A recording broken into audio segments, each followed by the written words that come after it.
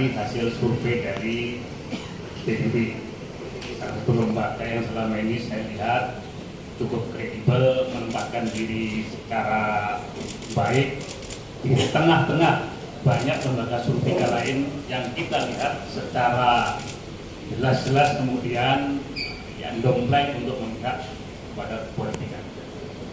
Nomor satu, tadi saya mendengarkan dengan takjub tingkat kepuasan Gubernur Anies Riza Patria ini angkanya mencengangkan 83,8%. Di antara tingkat kepuasan itu, indikator yang tadi saya tangkap dari PDB tadi adalah kepuasan di tingkat infrastruktur, pengelolaan kota, transportasi umum, layanan publik, dan tingkat kesejahteraan. Kalau saya total itu hampir 80%.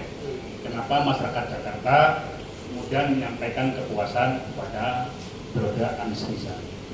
Komentar saya yang pertama, berita tentang ini, hasil survei yang tingkat kepuasan Anies 83,8% ini menjadi berita yang cukup membuat pening terhadap haters, kelompok-kelompok pembenci Anies Baswedan yang selama ini sangat bertebaran dan sangat vokal.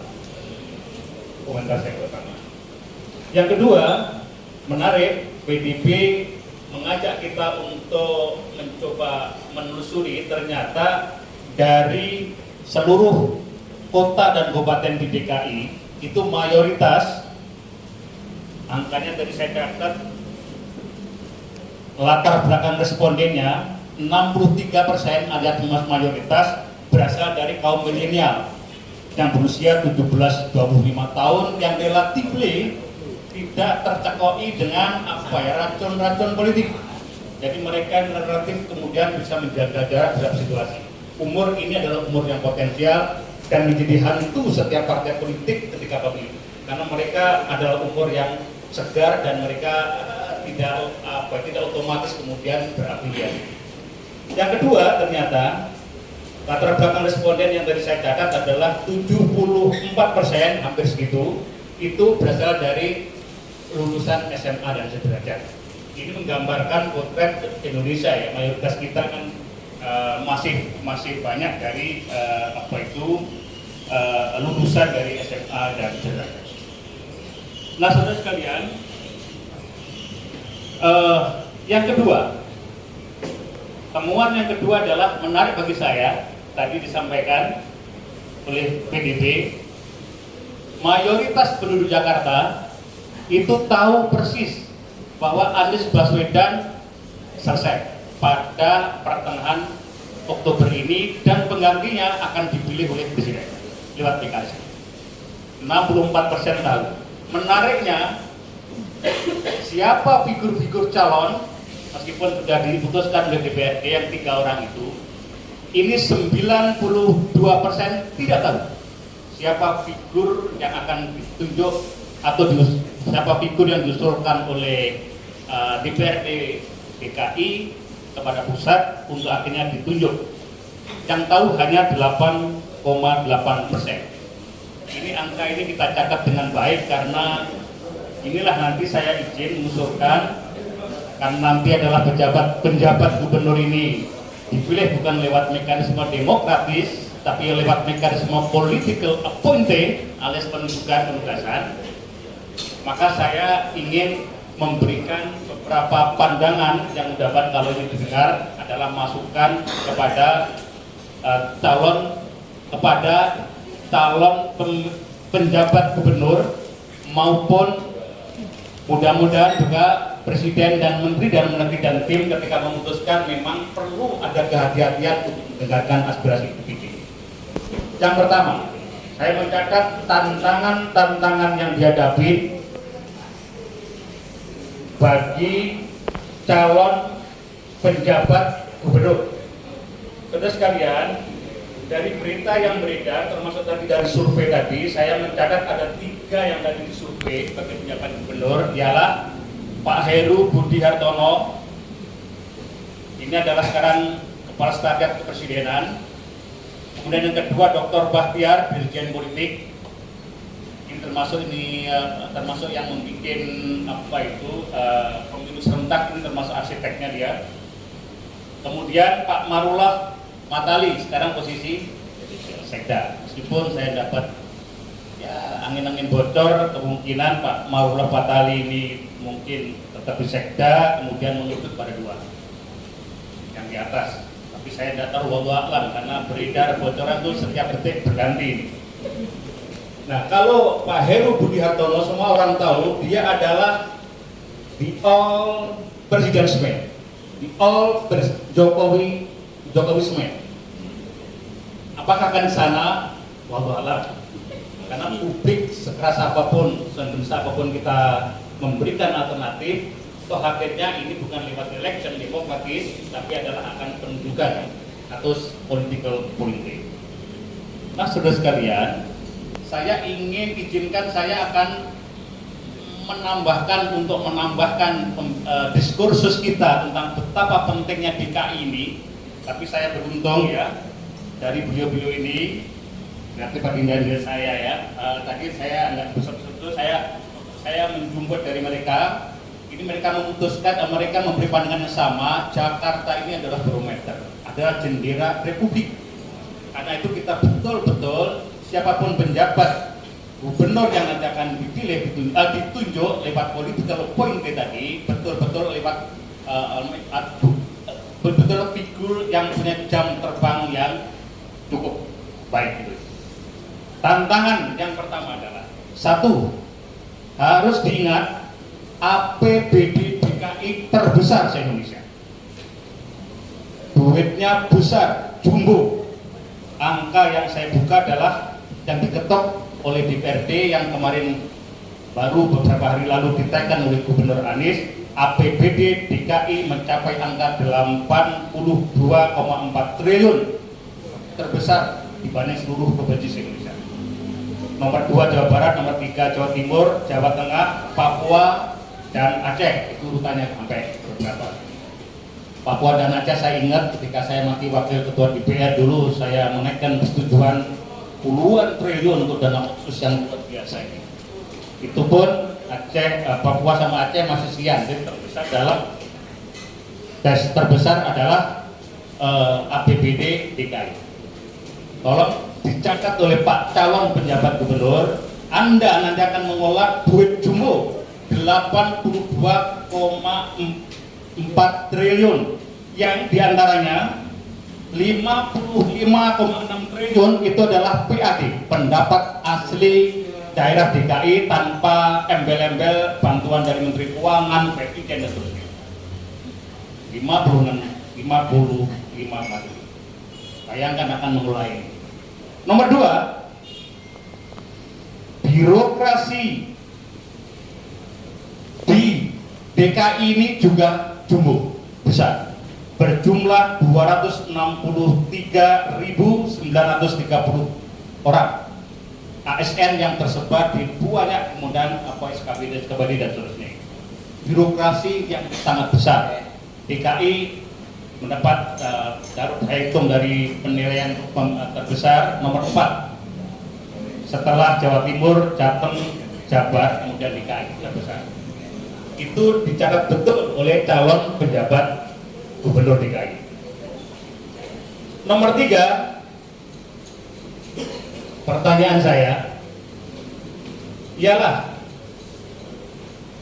hai Pak penjabat gubernur yang nanti akan ditunjuk oleh Bapak Presiden itu, Anda juga harus menyiapkan bagaimana nasib tentang undang-undang yang masih menyatakan DKI Jakarta sebagai ibu kota negara. Undang-undang nomor 29 tahun 2007 tentang pemerintahan DKI Jakarta sebagai ibu kota NKRI. Nasibnya bagaimana? Itu Pak penjabat gubernur nanti ini juga harus jadi PR. Mampukah dan ini menjadi salah satu PR dia. Pasca undang-undang tentang IKN yang baru ialah undang-undang nomor 3 tahun 2022 tentang ibu kota negara Nusantara, yang nanti kelak akan bukan dipimpin oleh gubernur tapi oleh kepala otorita, itu berlaku. Jadi itu tantangan yang kedua. Tantangan berikutnya bagi penjabat Gubernur DKI, kalau benar IKN nanti lancar, anggaplah begitu. Nggak ada lagi yang gugat, anggaplah begitu. Slow saja, apa namanya? Lancar lah, ngalir, mengalir dan seterusnya. Nggak ada lagi yang kemudian berduyun-duyun ke Mahkamah Konstitusi. Nggak ada lagi tanda-tanda pemerintahan baru nanti pegang terkundik. Artinya IKN, anggap aja IKN lancar. Oke, maka tugas Pak penjabat gubernur ini adalah memastikan untuk berkontribusi kepada pemerintah pusat bagaimana nanti tentang situasi Jakarta setelah ribuan personil inti penduduk Jakarta ini migrasi besar-besaran ke ibu kota Nusantara itu. Kantor-kantor akan kosong, pusat-pusat ekonomi sebagian akan hijrah dan migrasi ke ibu kota negara yang baru. Ingat Pak penjabat gubernur, ini penting dipikirkan. Jangan kelak kemudian Jakarta menjadi kota hantu baru, sepi melompong ketika kemudian hijrah ke sana. Orang-orang penting hijrah. Parlemen yang saya 17 tahun menghuni di sana ya, sampai ngelontok sana, mau nggak mau saya ucapkan selamat tinggal gedung parlemen yang kami cintai. Harus di sana. Kemudian kota bersejarah Jayakarta yang dari seluruh sejarah yang sangat legenda buat ya tutup buku lah seperti ibu kota. Padahal Jakarta kita kenal sebagai kota yang mempunyai sejarah panjang luar biasa dari moyang-moyang dan leluhur kita. Apa boleh buat? Undang-undang IKN baru sudah ketok palu. Anda boleh menangis, tapi ini sudah ketok palu. Dan secara hukum dan politik kita semua terikat terhadap undang tersebut yang harus disukseskan. Kecuali kemudian tadi saya sebut ada sesuatu dari itu. Nah, oleh karena itu banyak kantor-kantor utama kemudian bedol desa, bedol kota.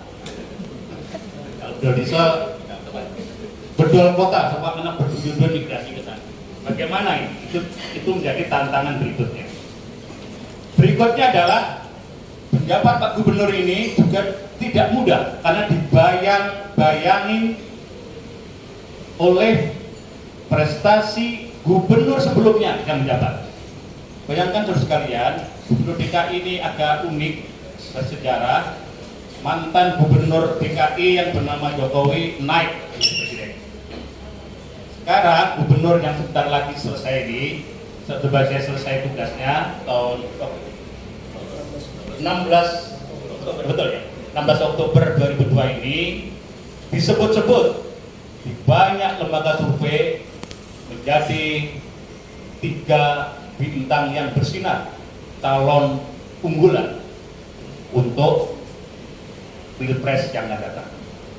Dan bahkan saya memprediksi dari survei-survei yang saya lihat dan saya baca dari semua ini, jika nanti kelak head to head, posisi Pak Gubernur Anies ini posisi yang diunggulkan untuk keluar sebagai pemenang. Nah, tidak mudah bagi Pak penjabat gubernur memimpin peninggalan orang yang dengan prestasi yang kubilang tadi. Meski sudah tentu menurut pandangan saya para haters, kaum pembenci Anies itu akan tetap konsisten mengerjakan tugas nasionalnya karena memang begitulah keberadaannya, dan itu sah saja dalam alam demokrasi seperti kita.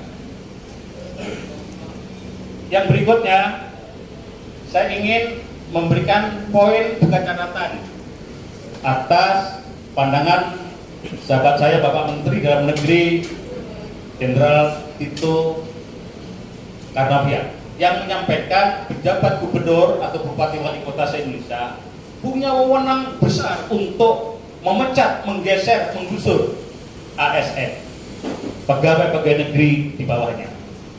Saya ingin mengingatkan sebagai orang yang selama 17 tahun saya termasuk menjadi arsitek terhadap berbagai undang-undang yang ada termasuk tentang ASN produk ketika saya pimpinan DPR dan saya ketua Palu dan seterusnya, terhadap pejabat gubernur itu sudah tentu tidak adil kalau kemudian kewenangannya disamakan seperti kewenangan penuh ketika seorang gubernur, bupati, wali kota terpilih lewat mekanisme demokratis sesuai dengan amanat undang-undang. Tidak adil rasanya kalau ini terjadi. Ini nanti dugaan saya akan menjadi pintu masuk terhadap berbagai kesimpangsiuran dan berbagai ketidakpuasan yang melanda jika kemudian pejabat gubernur yang hanya political appointee tidak melibatkan aspirasi rakyat praktis ya, mau apapun pendapatanmu termasuk anggota DPRD, lalu kemudian mekanisme memungkinkan menunjuk seseorang yang lain, undang-undang menjamin dan tidak bisa terjadi apa-apa. Jadi saya termasuk yang menyampaikan warning hati-hati terhadap pernyataan Mendagri itu. Apakah benar memang pemerintah pusat periode kali ini memberi kewenangan sebesar itu kepada penjabat gubernur, bupati, wali kota se-Indonesia. Berikutnya saudara sekalian, jadi saya minta izin langsung aja saya ke sentrum-sentrum yang tadi saya catat di hasil dari survei yang saya sangat hargai dari PDIP. Nah, saudara sekalian, apa yang bisa saya komentar lagi ya?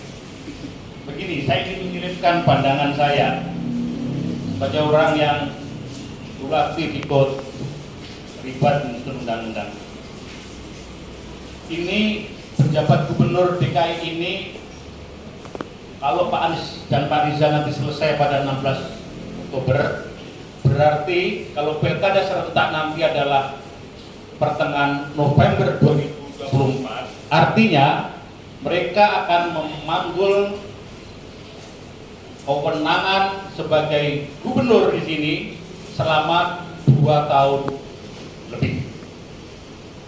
2 tahun lebih, dan itu lewat mekanisme political appointment, penunjukan politik.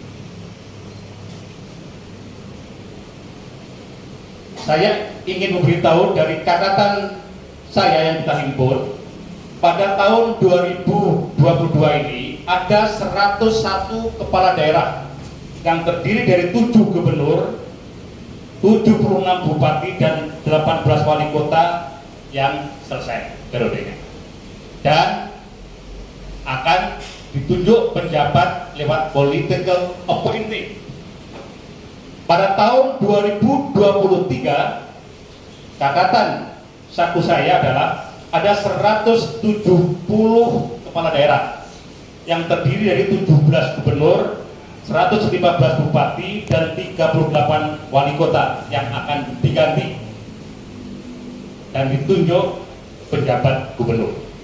Total jenderal mulai hari ini sampai nanti pemilu kada atau pilkada serentak pada tanggal 17 November 2024 itu pemerintah pusat berwenang untuk menunjuk 24 gubernur se-Indonesia, menunjuk penjabat 24 gubernur se-Indonesia alias 70,1% dari seluruh total gubernur, dan menunjuk penjabat gubernur, menunjuk penjabat bupati dan wali kota berjumlah 247 dari 514 alias 48%. Sekalian, kita sekarang berada pada suatu masa di mana sebuah era terjadi di mana negara yang menyatakan berdemokratis dan kita ingin mempraktekkan sistem demokrasi, tapi kali ini kita mengalami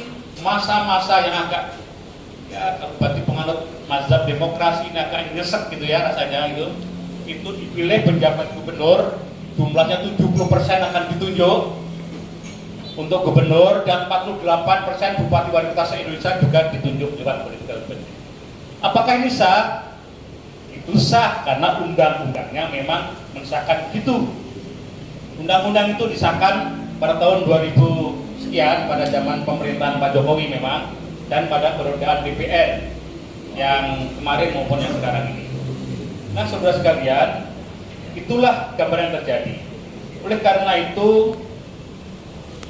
karena itu, melihat suasana seperti ini, bagi sebagian kalangan yang penganut mazhab demokrasi, kita memang berpandangan, ya, demokrasi kita mengalami memang pasang surut, dan kali ini berjalan dengan segala dinamikanya.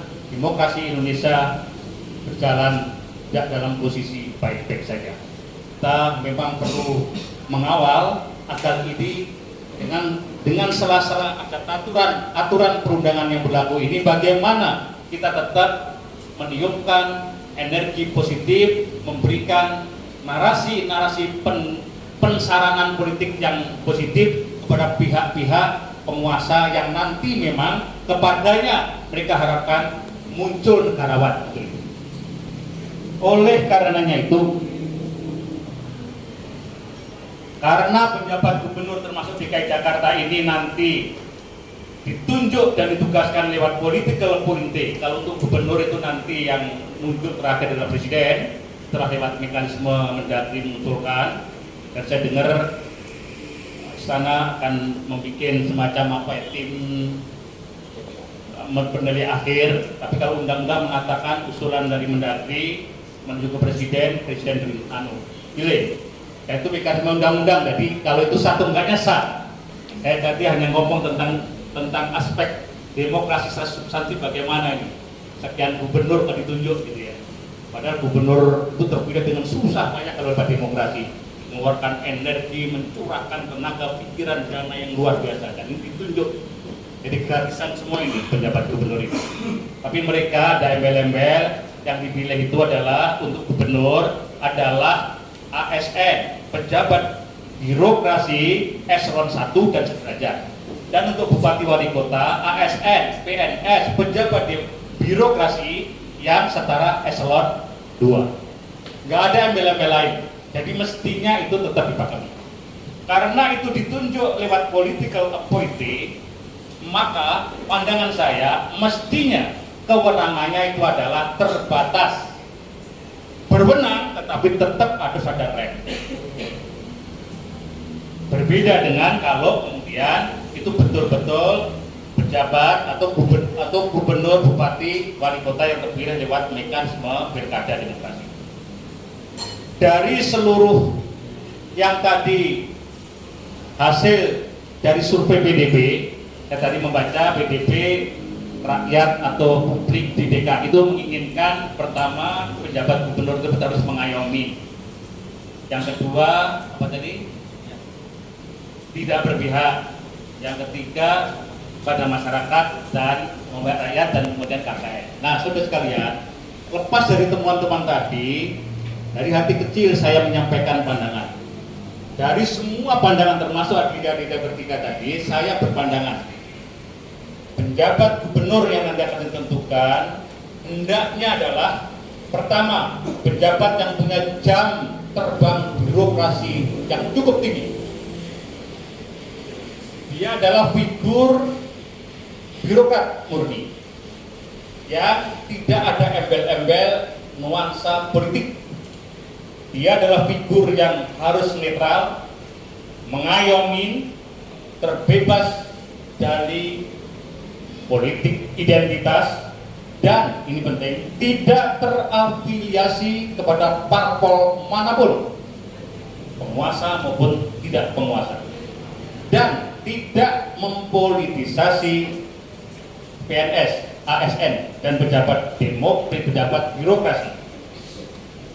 Dan yang terakhir, saya betul-betul wanti-wanti tidak mempunyai hidden agenda dan embel-embel politik apapun, karena begitu nampak itu hancur di bawah, karena sudah lewat mekanisme yang betul-betul gratis secara demokrasi, secara proses demokrasi.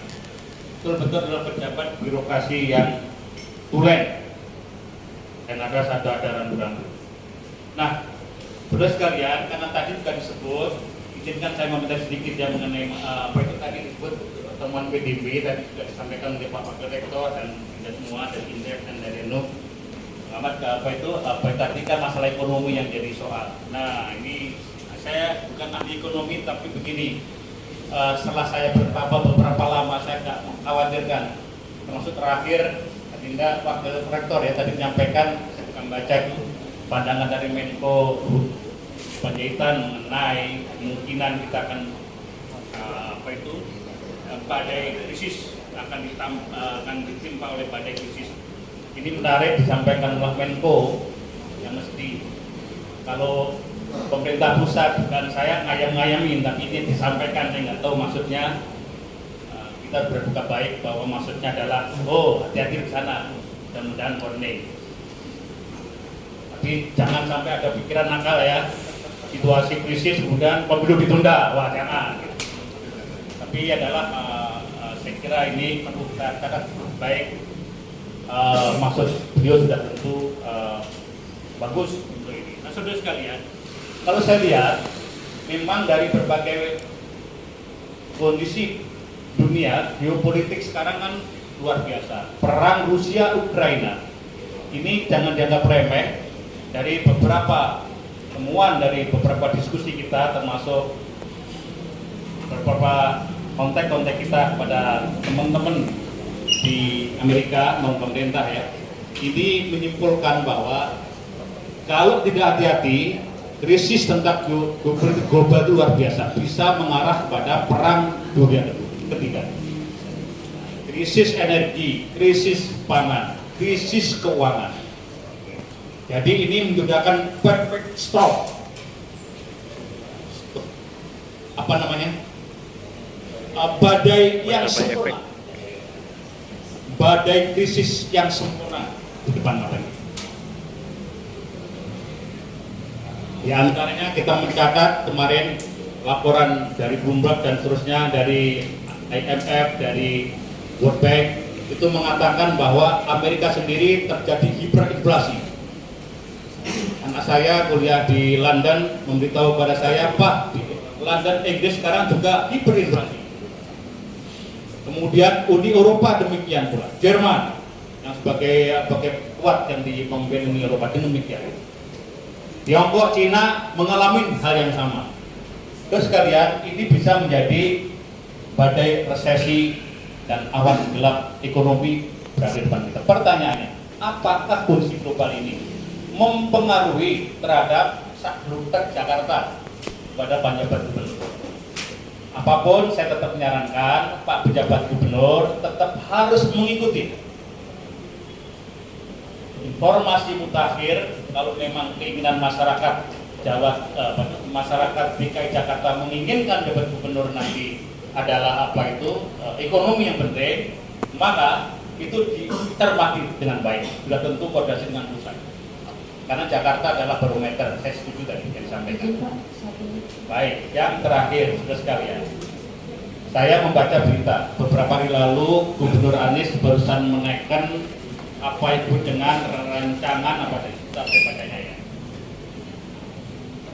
Rancangan, ini Peraturan Gubernur tentang Rencana Pembangunan Daerah 2023-2026 yang ditekan beberapa hari lalu, Pergub 25 tahun 2022. Pertanyaan saya, apakah rancangan yang sudah diputuskan tadi berdasarkan juga komunikasi dengan pihak DPRD itu nanti Pak pejabat gubernur lanjutkan atau ia akan ubah menjadi rencana pembangunan daerah DKI yang baru? Apakah moto majukan kota bahagiakan warganya dari Anies Baswedan di Sapatria ini akan juga di-drop menjadi moto baru lewat ini? Biasanya pejabat gubernur ini adalah meneruskan apa yang sudah dirintis, apalagi kalau itu sudah lewat mekanisme ini.